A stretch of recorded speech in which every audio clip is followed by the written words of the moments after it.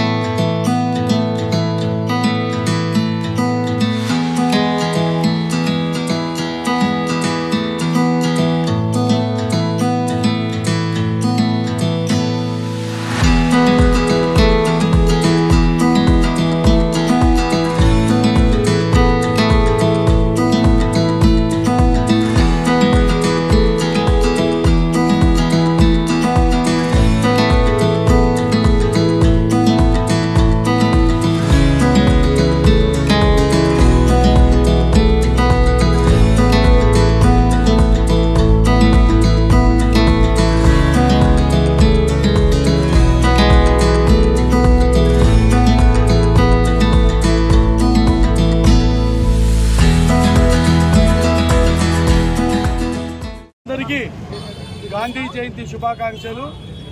నిజంగా అటువంటి మహోన్నత వ్యక్తి జయంతిని ఈరోజు మేము జరుపుకోవడం అనేది అందరము ఆనందించాల్సిన విషయం. ఎందుకంటే ప్రపంచానికే ఒక కొత్త ఒరవడిని అహింసా మార్గంతో ఏం సాధించవచ్చని నిరూపించిన వ్యక్తి. రవి అస్తమించని బ్రిటిష్ సామ్రాజ్యం మాది అని విర్రవీగుతున్న బ్రిటిష్ వాళ్ళ మెడలు వంచి భారతదేశానికి అహింసా మార్గంలో స్వాతంత్రం తీసుకొచ్చాడు.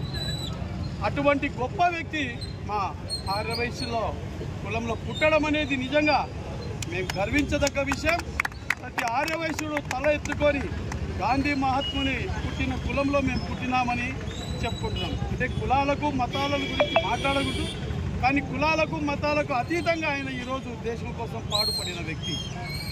ఆ రోజు బ్రిటిష్ సామ్రాజ్యంలోని పెద్దలు గాంధీ మహాత్ముని చూసి, ఇంత బక్కపల్చగా ఉన్న వ్యక్తివి, 2 కిలోల మాంసము 2 మీటర్ల తోలు ఉన్న నువ్వా భారతదేశానికి స్వాతంత్రం తీసుకొచ్చేది? బ్రిటిష్ సామ్రాజ్యాన్ని నువ్వు ఎల్లగొట్టగలవా? అంత దమ్ముందా నీకు అని చెప్పి అవహేళన చేస్తే వాళ్ళ యొక్క మెడలు వంచి, బాబు మీ రాజ్యం మీరే ఏలుకోండి అని చెప్పి తీసుకుపోయి ఇచ్చిన మహోన్నత వ్యక్తి మన జయంతిని ఈరోజు మనం జరుపుకోవడం నిజంగా గొప్ప విషయం.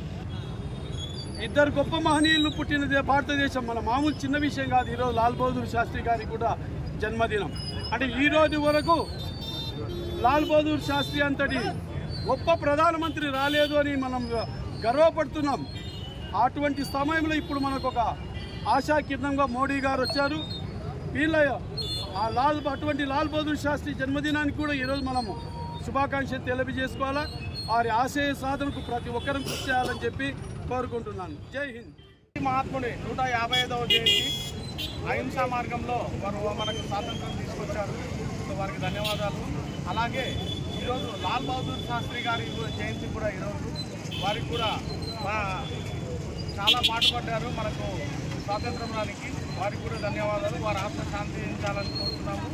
అలాగే రేపటి నుంచి దసరా మహోత్సవాలు జరుగుతున్నాయి. శ్రీ వాసవి ఆర్యవైశ్య సంఘం తరఫున నంద్యాల ప్రజలందరూ తప్పకుండా విచ్చేసి పాల్గొనవలసిందిగా కోరుతున్నాము.